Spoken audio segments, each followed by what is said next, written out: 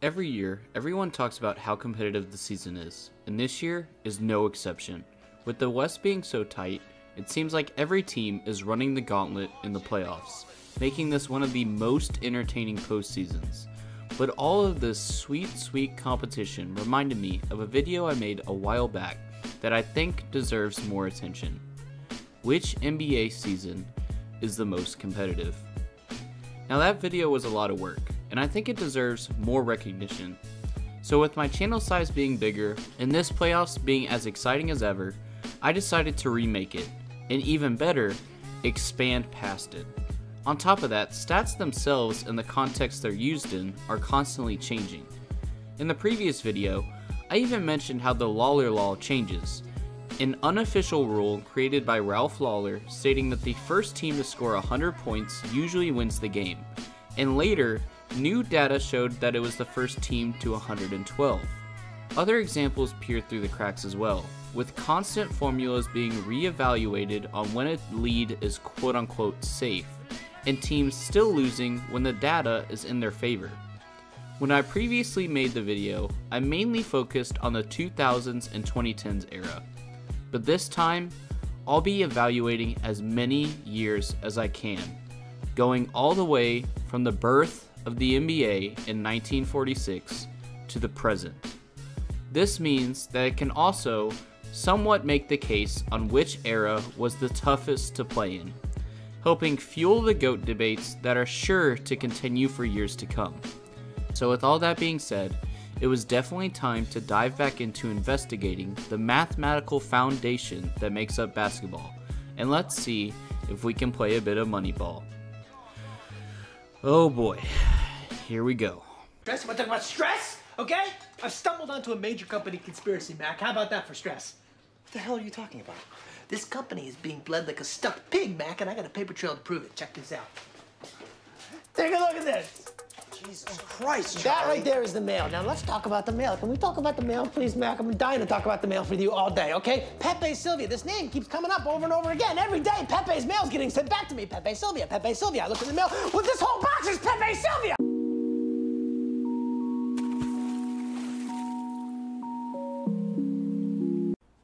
Since this video is obviously very mathematical, let's start off by breaking down the criteria to set the video as an experiment with some rules and a control. I explain it a bit as we go along as well, so if you want to skip to a certain part, there are timestamps below. But here's a broad overview and rules we'll follow by making the comparisons in case anyone wonders why a certain year is above the other. If you're unfamiliar with how the last video of this went, I encourage you to check it out, and it's in the description below. But this is a deep dive into the numbers of every season, a lot of which aren't even tracked or don't have a digital record, meaning I had to compute them by hand and write them all down. Because there isn't really anywhere where average overtimes, average lead changes, or things like that are tracked. This would be a lot easier if I could just build off of my data from the last video, but somehow, I guess when I switched PCs, all of that data and the old video script were lost. So we're starting from scratch. And this is where I put a trophy. If I had one! Sorry, what's the happy? Which means again, if you appreciate the work that went into this video, which I really hope you do, because again, it's a lot, please be sure to like and share it around. It would be greatly appreciated. We'll be comparing offensive, defensive, and net rating, as well as average margin of victory, lead changes, ties per game, amount of overtimes, average playoff length, and so much more. Now, for offensive and defensive rating, we won't necessarily be comparing the numbers directly because that would be pointless, as I explained again in my last video. When evaluating stats and numbers, it's always important to look at the context they're used in. People are breaking scoring records left and right, but offensive rating is constantly increasing while defensive rating is on a constant downward slope. That's why it wouldn't be fair for me to say that Trae Young is more competitive than Kobe, because Trae Young is averaging 25.5 points per game in his career, while Kobe averaged 25. That's just lunacy for me to make that comparison. Instead, we'll be looking at ratings that differ from the norm and stand out. when offensive ratings dip and defensive ratings rise, or when there's a large margin of net rating. On the other side, we'll be grading net rating on a constant scale of how close it is to 0, since net rating is the difference between points scored and points allowed. Therefore, the closer it is to 0, the closer the teams are evenly matched on both offense and defense. A huge positive net rating means that the team is annihilating anything in front of them, and a huge negative net rating, well, let's just say you're going to start feeling like Devin Booker versus Luka. Another way of looking at it is both offensive and defensive ratings if they were on a graph on differing axes. The more centralized the teams or a season are on the graph, the more teams are having to compete for a win. For playoff length, it's pretty simple. The longer the playoff length, the more competitive the playoffs were, as a Game 7 victory is seen as harder to work for than a sweep. The same is said for the average amount of overtimes in a season, as teams were having to play longer in order to break the ties and get a win. The playoff length is also divided by how many series there are in order to be fair in comparing the data, since the playoff format was changed many times, so it wouldn't be fair for me to say that there was a total of 25 games played in 5 series, which is more than 20 games played in 4 series, when both of them in actuality averaged out to 5 games per series. Speaking of ties, as you may have guessed, more lead changes and ties in a season also means a more competitive season, as this means teams are constantly going back and forth on each possession, and one team isn't leading by 10 for 80% of the time. Lastly, following the same ideas as previously described, if the average margin of victory is lower, then the season is more competitive as well, because that means less blowout wins and more teams scraping by with 1 point, like explained in the other statistics. There are a few special rules and asterisks going into this video that should also be taken into account. Again, it's always important to put numbers into context and what they're used in. Obviously, these stats will never tell the full story, which is why people constantly argue over the importance of watching the game versus the box score. There may be a season where multiple players are injured, like the Celtics playoff run for instance. There could be terrible rotations and terrible coaches. There could be a trade that just didn't work for a team. All of these are reasons for a dip in stats, but these things do still contribute to a lax team of efficiency and therefore less competition for the opposition. This means while these things are valid things to keep in mind for the data, they don't outright invalidate the data or take away from them. But I figured I'd mention it so I don't get people saying, well, actually, the 2016 to 2017 season only had 4,000 games not played due to injury, one of the lowest in NBA history. Yes, I know that, but do you also see who's playing in 2016 to 2017? It becomes borderline irrelevant on the grand scale.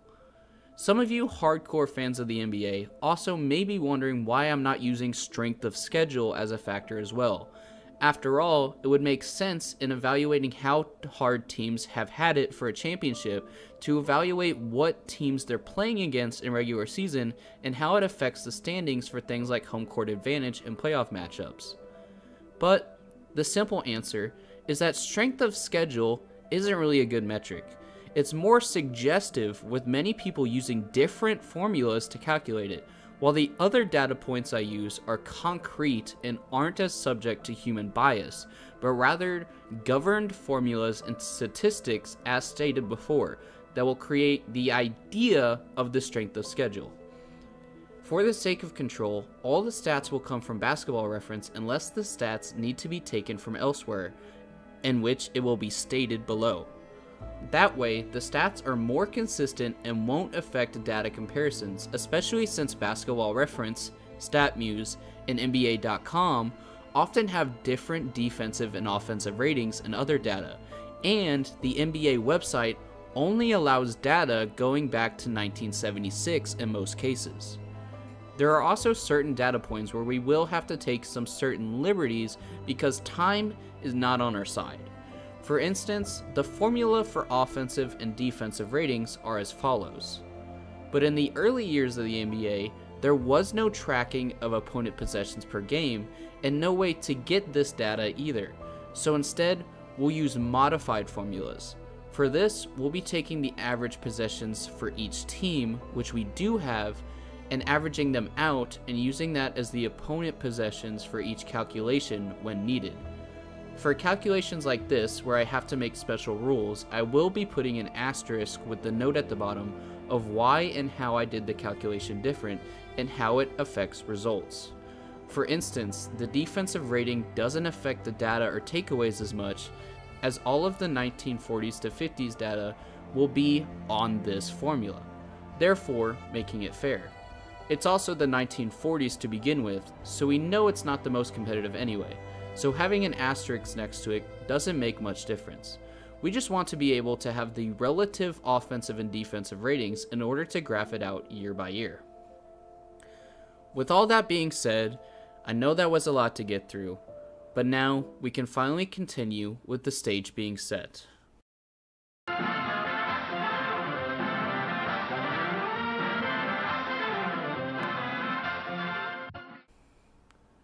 We can already go into the 1940s and 1950s saying it isn't the most competitive. After all, African American players weren't even allowed to play until the NBL and NBA merger in 1949. And even then, they were discriminated against and forced to come off the bench. For more on that and the civil rights evolution of basketball, I do have a video on, but that's besides the point. The classic argument of Babe Ruth being struck out in modern basketball can basically be made here. There were multiple rule changes that were literally made preventing the basketball of these decades from ever being played again, like expanding the paint and introducing a 24-second shot clock.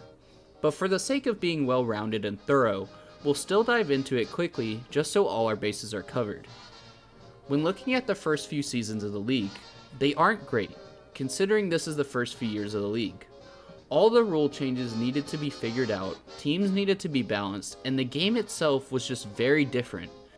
Players shot the ball constantly just in hopes that it would go in, with the league average being 25.9 field goals made out of 92.9 attempts for a less than 28% field goal. Yeah.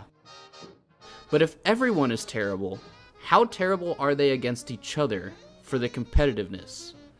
Looking at the ratings using the formula explained in my special rules section, they are as follows. This results in an average offensive rating of 67.02, an average defensive rating of 69.68, meaning a net rating of negative 1.66.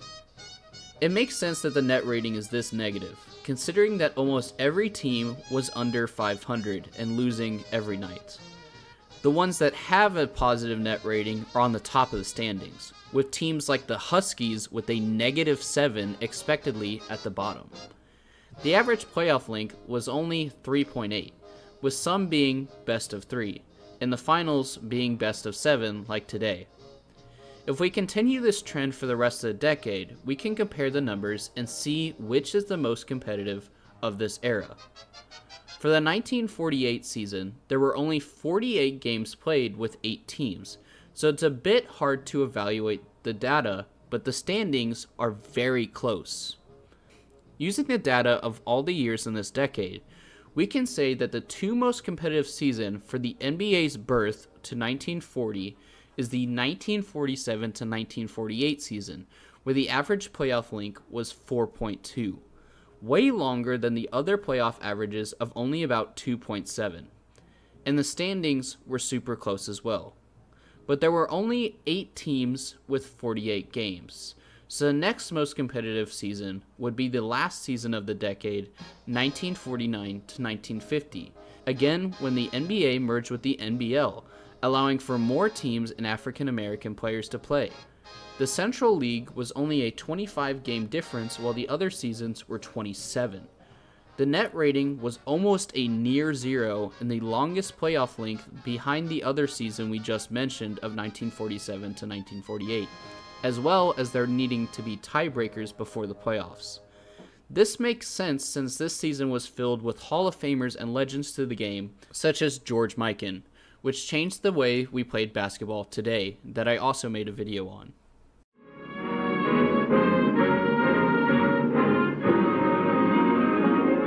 For Camels from Hollywood. Camel Cigarettes present Ed Wynn.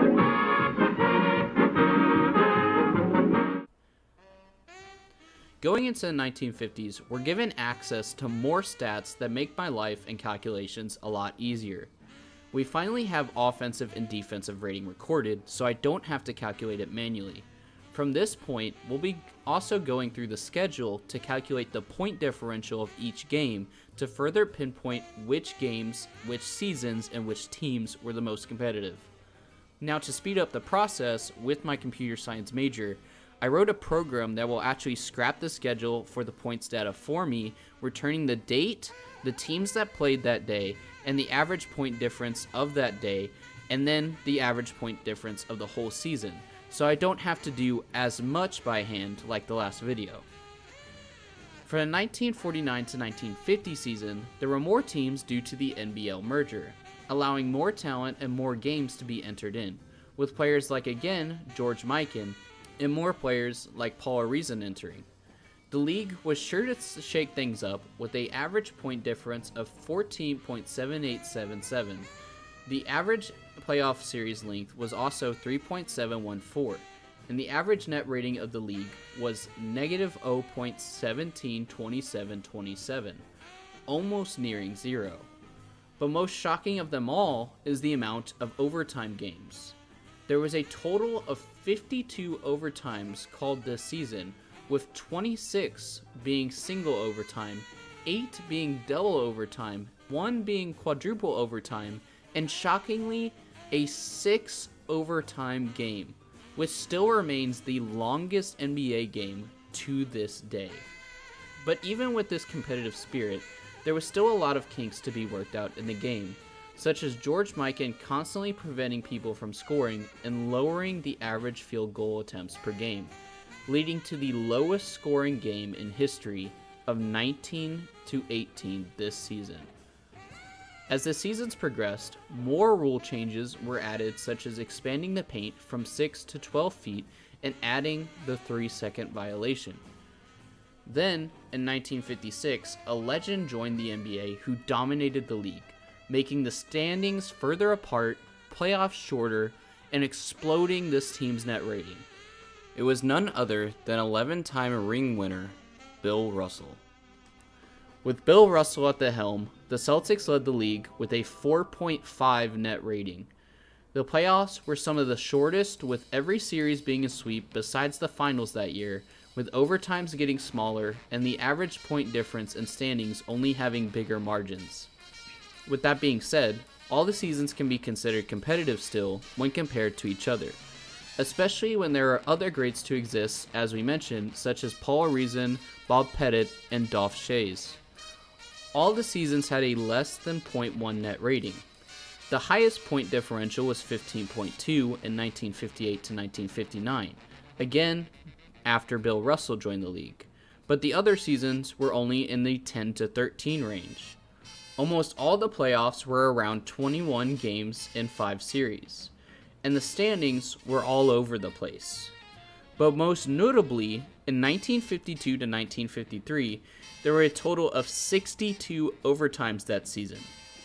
The other highest that decade was only 41 and 33, marking the 1952 to the 1953 season as the most competitive of the decade, considering the overtimes and all the other numbers being very close together.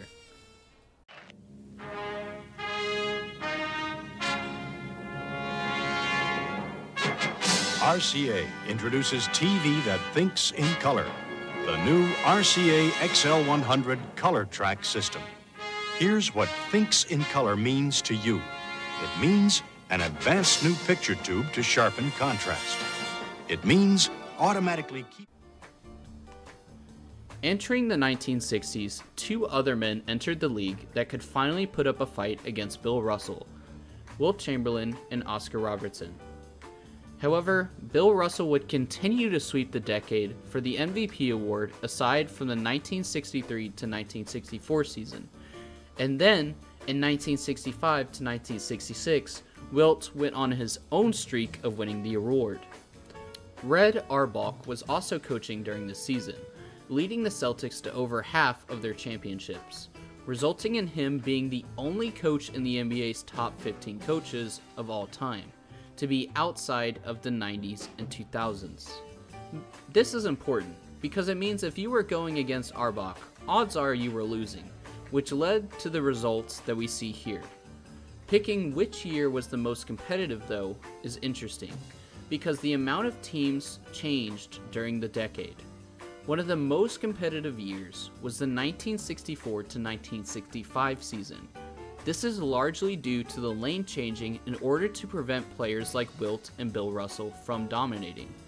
Teams had to adapt to this new rule, and so it led to the offensive and defensive ratings to drop, and a net rating of only .01, as well as 26 overtimes and one of the lowest point differences of the decade, and a .503 win-loss percentage. Ironically though, even with the lane change to prevent Wilt still won the MVP that year. Going further into the decade, in the 1967 to 1968 season, the league had a perfect 0 net rating and a perfect .5 win-loss with 12 teams, making it perfectly even in both net rating and win-loss, and making the league all around as even as possible, and definitely the most competitive of any year prior to 1970, completely destroying the Wilt played against plumbers narrative. I'm June Lockhart, and I've served a lot of fried chicken to my family, but fried chicken can be a little greasy. That's why I'm so happy with Shake and Bake. You shake and bake. No frying, so your chicken comes out crispy, but not greasy like fried chicken. You could really taste the difference. Crispy, but not greasy like fried chicken. Shake and bake. It's better than frying. Going into the 70s, we get into more legends such as Norm Van Lier and the previous scoring leader himself, Kareem Abdul-Jabbar. However, to still give you perspective as to what time period we're in, it wouldn't even be until a year later in this decade, in 1971 to 1972, that the last names for players would be on their jerseys. When looking at the decade, there are 3 years in particular that stick out: the 1974 to 1975 season, the 1977 to 1978 season, and of course, the 1979 to 1980 season. In 1977 to 1978, the teams had once again expanded to 22 just a year prior, and while they weren't a perfect .5, the average win-loss was just 0.49995, with the net rating only being a negative .03, and the point difference was the lowest of the decade. But there was a staggering 67 overtimes this season, with the next highest only being 50 and 44. However, more teams equals more games, which can equate to the huge leap in overtimes. But I still wanted to take note of that season as one of the most competitive of this decade. In 1979 to 1978, of course, arguably one of the biggest changes came to the NBA, which would affect the league forever. The infamous three-point line was added. However, with this being the first year that it was added, it didn't actually make the league more competitive, as understandably many had to adjust to the new shot, with only 28.3% on only 2.8 attempts. But there was a large amount of overtime games, which makes sense, as now, if a team is down by 3, theoretically, they have more of a chance to come back than when they only had the 2-point shot as an option. Most notably though, in the 1974 to 1975 season, the same exact thing happened as the 1967 to 1968 season, the net rating was a perfect 0, and the win-loss percentage was a perfect 0.5. And when you have a large percentage of the top 75 list playing at this time, such as Kareem, Wes Unseld, Julius Erving, Bob McAdoo, Rick Barry, and more, it provides a good explanation as to why this can occur. There's a party going on right here. Wendy's crispy nuggets, they're new and here this year. So bring your good friends and your family too. Wendy's got crispy chicken nuggets for you. Come on now. Crispy nuggets. Let's all celebrate and have a good time. Come celebrate new crispy chicken nuggets at Wendy's. Entering the 80s and 90s era is when probably most of you think the league was the most competitive it ever was. And when looking at select teams, there's definitely an argument to be made. The Larry Bird versus Magic duel is what fueled most of the NBA today, pouring gas onto the fire that is the Lakers versus Celtics rivalry, and driving the numbers for the league to actually have the longevity. Without them, we likely could not even be talking about the NBA right now. If you want me to dive even more into that, I had a video about how this rivalry saved them from bankruptcy. On top of all that, you still had players playing like Dr. J in this decade, and of course, legendary Michael Jordan being drafted in '84. During this season, there were many other rule changes once again, which again is why I've chosen 2 years to look closer at. The 1981 to 1982 season and the 1983 to 1984 season. In the 1981 season, the net ratings again were a perfect 0. However, the win-loss percentage is the furthest from 0.5 of any season I took data on. It also seemingly has a shorter playoff length than the rest of the decade, but this is only due to the rule change that changed the first round from best of 3 to best of 5 later in this decade, which makes it seemingly shorter. But I wanted to note it before looking at the other most competitive season. In the 1983 season, the average win-loss was 0.499956, but the playoff length is one of the largest of the decade, being only 1 game short of the 80-game postseason that happened later. And it had the most overtimes of the decade. And sure enough, this was the season where the playoffs and finals were Larry Bird versus Magic in 7 games. Wow, what a difference! Blockbuster Video! We're the Blockbuster kids and we're always up for fun. To action and adventure, we're always on the run. So come along and join us and soon you will see that Blockbuster Video was made for you and me. What a difference! Blockbuster Video! In the 1990s, well, you already know where I'm going with this probably. Whether you think he's the GOAT or not, it was the era of the legendary and most iconic and recognizable player, Michael Jordan. Not to mention all of the other players of the decade. Out of the NBA Top 75 list, over a third and nearly half played at least 1 year in the 90s. Rob Parrish, Moses Malone, Larry Bird, Magic Johnson, Kevin McHale, Isaiah Thomas, Dominique Wilkins, James Worthy, Clyde Drexler, Charles Barkley, Michael Jordan, Hakeem Olajuwon, John Stockton, Patrick Ewing, Karl Malone, Dennis Rodman, Reggie Miller, Scottie Pippen, and David Robinson, all on the top 75 list, all playing in the 90s. This decade is so competitive, it's hard to pick one specific year.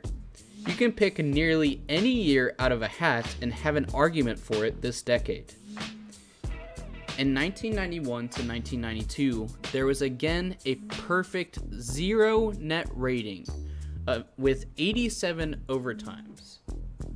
in 1993 to 1994, there was a perfect 0 margin of victory, with the standings between the first and last seed being the lowest of the decade, with the points per game, defensive, offensive, and net ratings dropping significantly. In the 1994 to 1995 season, the three-point attempts exploded from 9.9 attempts to 15.3 attempts and stayed above 15 from that point on. And the overtimes jumped all the way up to the 90s for the first time and stayed in the 80 to 90 range for the rest of the decade, with the Houston Rockets being the lowest seeded team to ever win the finals as well. In 1995 to 1996, the defense shines through, with the points per game dropping below 100 for the first time since 1956. And the points and offensive rating only continues to drop as defensive rating improved. In 1996 to 1997, the NBA also added play-by-play data, giving more data to scouts and GMs to further create a competitive team, such as counting lead changes and ties like we mentioned before. If I absolutely had to choose a most competitive year, the best candidates would be the 1991 to 92 season, where there were 27 teams, and the 1997 to 98 season, where there were 29 teams. The 1997 to 98 season is where once again the points and offensive rating were on a downward slope, while defense was on an uptick, leading to a 95.6 points per game season. The playoffs were among one of the longest of the decade, with 71 games, with the season itself resulting in a whopping 92 overtimes, including some triple and quadruple overtime games, as well as a 0 margin of victory. And while not perfectly 0 or perfectly 0.5, the net rating and average win-loss were 0.041 net and 0.49996 win-loss, ending the year with the Chicago Bulls completing their three-peat and Tim Duncan winning Rookie of the Year. Now your child can visit steamy jungles, grassy plains, and the dark depths of the oceans to meet and learn surprising facts about the magnificent animals that live there, all through the captivating, colorful pages of Zoo Books. The publication is specially created for young readers. Each monthly issue of Zoo Books is packed with breathtaking full-color photos. During the 2000s, we are introduced to arguably the prime of many of the players from the 90s that we mentioned, as well as gaining some more top 75 players during the decade, with 22 out of the top 75 also playing some time in the 2000s. Much like the 90s, there are many years you can choose from. In just the first year of the 2000 to 2001 season, the trend of defense is seen to continue as the points per game fall to only 94.8. The only time the points per game were less than 95 while being above 90 was 1954, when it was 93.1. This season also had a total of 98 overtimes. Skipping forward a few years, the first round was finally changed from best of 5 to best of 7 like all the other rounds in 2002 to 2003, with almost every series resulting in a Game 6 or Game 7. This led to a total of 88 playoff games, and for the first time ever, over 100 total overtimes. Going into the next year of 2003 to 2004, the points per game dropped to 93.4, only 0.3 above the 1954 season we just mentioned, with also the lowest average point differential. In the 2006 to 2007 season, however, the win-loss averaged to 0.49996, with 110 overtime games. But that's nothing compared to the 2005 to 2006 season. In the 2005 to 2006 season, the difference in standings for both conferences was almost a perfect 41, with being 41 in the East and 42 in the West, which, as you might expect, led to the average win-loss being a perfect 0.5 again, with the playoff length of 89 games and a total overtime of 114, resulting in the Miami Heat winning a championship before they got LeBron or their big three.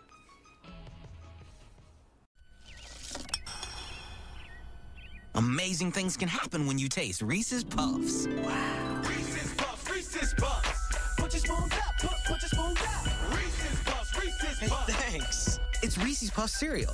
That awesome peanut butter and chocolatey combination is a taste sensation in every spoon. A wow part of a balanced breakfast. I think we're gonna have to make a run for more Reese's Puffs. You think? Put your spoon up, put your spoon up. Reese's Puffs, Reese's Puffs. The 2010s are when things start to get a bit chaotic. Rather than relying on defense, many different strategies emerge in order to create the best offense.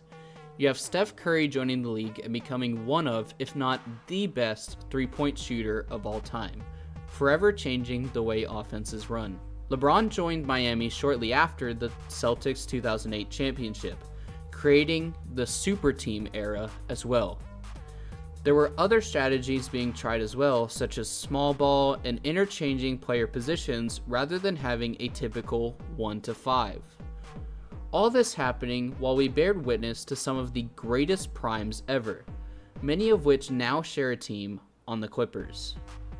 Many years stand out in this decade, like of course the 2010 to 2011 season where Dirk had one of the toughest final runs ever, or 2012 to 2013 with 103 overtimes and an almost perfect .5 win-loss. In my previous video, I had picked a definite year in this decade that was the most competitive, but I want to hone in on 3 years that ironically are all back-to-back. The 2013 to 2014 season, 2014 to 2015, and 2015 to 2016.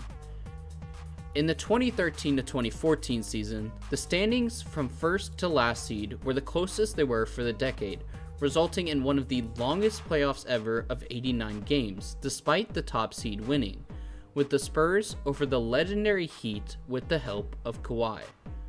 The only other playoffs to have that many games was the 2005 to 2006 season, which we already stated to be one of the most competitive seasons of the 2000s decade. The season also produced a win-loss of 0.50003, further showcasing how close it was. The season after, the playoffs were cut to only 81 games, but the regular season still produced a negative .01 net rating, 0 margin of victory, and a 0.50003 win-loss, with the standings still being relatively close like before. But on top of all of that, I stick with relatively my choice of the last video, with the 2015 to 2016 season and the 2017 to 2018 season. Now I can already hear the comments. How can the season when the Warriors went 73-9 be one of the most competitive seasons? Well, even with the 73-9 Warriors, the standings still are very, very close, with teams missing the playoffs by 1 game in the West and 2 games in the East. On top of that, despite the powerhouses of the Cavaliers and the Warriors, the playoffs were still competitive. With the Cavs and Warriors dominating the previous year, some teams have built and adapted and made new strategies, just like the Timberwolves being created this year to simply beat the Nuggets. Teams like the Thunder ended up taking them to 7 games before KD ended up joining them. The playoffs resulted in 86 total games, which much like the 89 games of the 2013 to 2014 season, has only happened one other time, in 2007 to 2008, when the Celtics made their legendary run revolving around defense. On top of all that, the season produced 94 overtime games, which were hard fought as it often again meant the difference between making the playoffs and not making the playoffs, as well as having a perfect 0 net rating once again. With the 2017 to 2018 season, the standings were some of the closest they've ever been, with just 3 losses dropping you all the way from the 3rd seed to out of the playoffs entirely. resulting in a perfect 0.5 win-loss and only 0.01 net rating.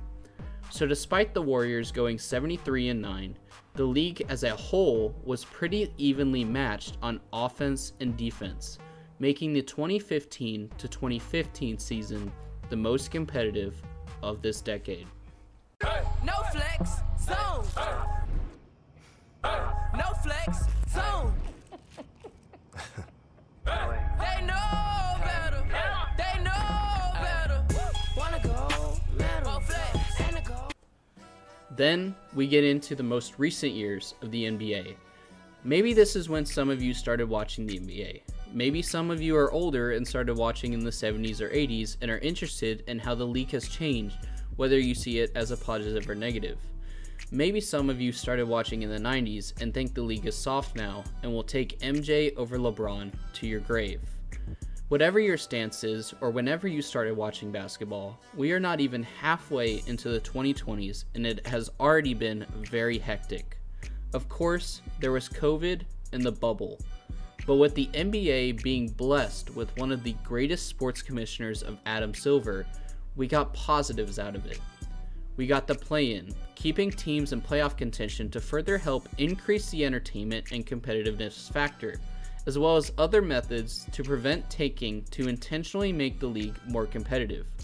There was also the in-season tournament added recently for the same intended effect, taking the playoffs and championship feeling of people on the edge of their seat to see their team win and adding it to regular season games. There were also offensive foul rule changes to prevent flopping, load management rules added, and more that further helped push the envelope and force teams to actually play, explicitly trying to make the league more competitive as stated by Adam Silver. So, thank you, Adam. On top of all that, this is the era of the quote-unquote unicorn in the NBA. You have players like Karl Anthony Towns winning three-point contests as a center, Kristaps Porzingis being Porzingis, and now players like Holmgren and Wembanyama entering the league. The NBA also continues to grow beyond US borders. While Hakeem was the first international MVP, the numbers today only keep rising, with Dirk's championship happening when there were only 84 international players in the league. Then, in the 2014 to 2015 season, the league saw that rise to over 100 for the first time with 101 international players, before continuing to climb to a record 125 today, making nearly 1 in 4 NBA players coming from outside the US, and the MVP ladder consisting of players like Luka, Embiid, Giannis, and of course, Jokic. ESPN reports that Luka from Slovenia, Shai Julius from Toronto, Rudy Gobert from France, Pascal Siakam from Cameroon, and Ben Simmons from Australia all garnered votes at one point or another during this time. With all these players, as well as Embiid, Jokic, and Giannis, they combined for over 1,200 voting points, pulling the center of MVP voting on the globe to Spain. This ended up making 73.4% of MVP votes cast for international players in the past 5 years. With that being said, following the 2023 to 2024 playoffs, let's see which of these seasons was the most competitive. During the bubble season, things were very confusing with the league being postponed, then shortened, and even more uncertainty with a 4-month break between games. The standings only had a 37-game difference, but there were also 10 less games played in total. With this confusion and uncertainty, the win-loss was one of the lowest ever at 0.47456. The following season was also shortened, and there were still health and safety protocols being followed, resulting in only 67 overtime games compared to 2 seasons later of 94 for the 2022 to 2023 season, which resulted in a 0.016 net, negative 0.0003 margin of victory, and a 0.49996 win-loss for the regular season. On top of this, due to the play-in, the standings between the non-playoff teams and playoff teams were not even one game apart, and the teams that did make it were a perfect 41 and 41.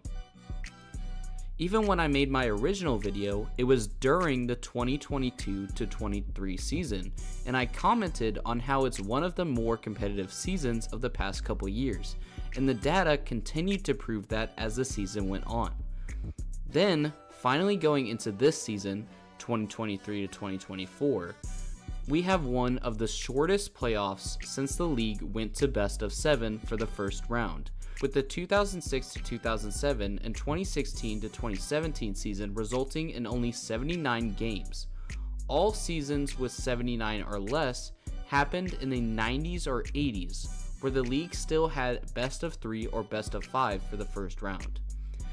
This, of course, can be equated to Boston's run in the playoffs, constantly playing injured teams and having a cakewalk to the finals.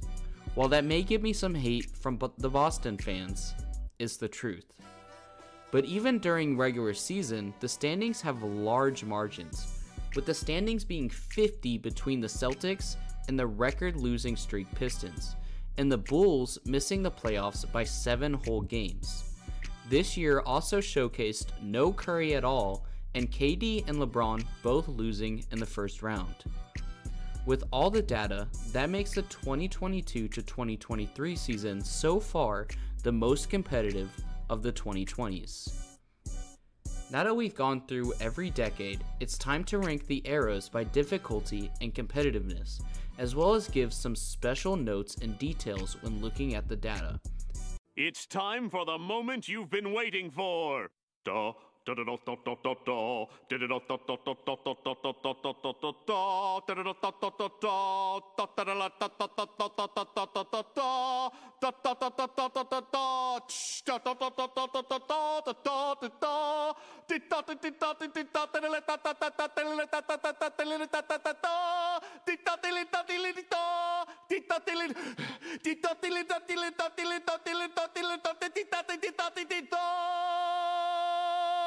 Preparing the Krabby Patty!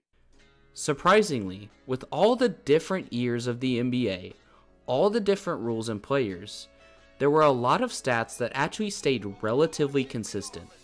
Despite seasons like the Warriors going 73-9 for a total 89% win-loss, the league as a whole never had a win-loss that hit .51 or higher. It was always a .5 running decimal.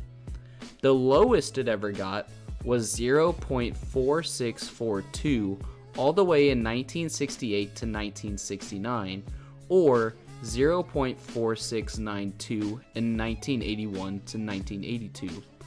The point differential also never dropped below 10.3 or above 13, besides when it hit 15 and 16 in the 1970s. The biggest net rating differential was negative 0.1655 in 1999 to 2000, with it only reaching 0.1 or higher 2 other times in 2007 to 2008 and 1996 to 1997, and the closest to being 0.1 being negative 0.09 all the way back in 1951 to 1952. Also, despite popular belief, the free throw attempts per game were actually the lowest they've ever been during the 2010s and 2020s. You may also wonder why I always seem to mention the seasons that had a perfect 0 net rating. Well, it has only happened 4 times in NBA history: 1974 to 1975, 1981 to 1982, 1991 to 1992, and 2015 to 2016. All other years had a very close net rating to 0. However, they were never perfectly 0. They were always 0.0 something, but these 4 years had 0.00000 forever. So, what era, and even bigger, what year was the most competitive and difficult to win in. Ranking them from hardest to easiest, based on the numbers, they are as follows. The 2000s, the 1990s, the 2010s, 1980s, 2020s, 1970s, 1960s, 1950s, and of course, the 1940s.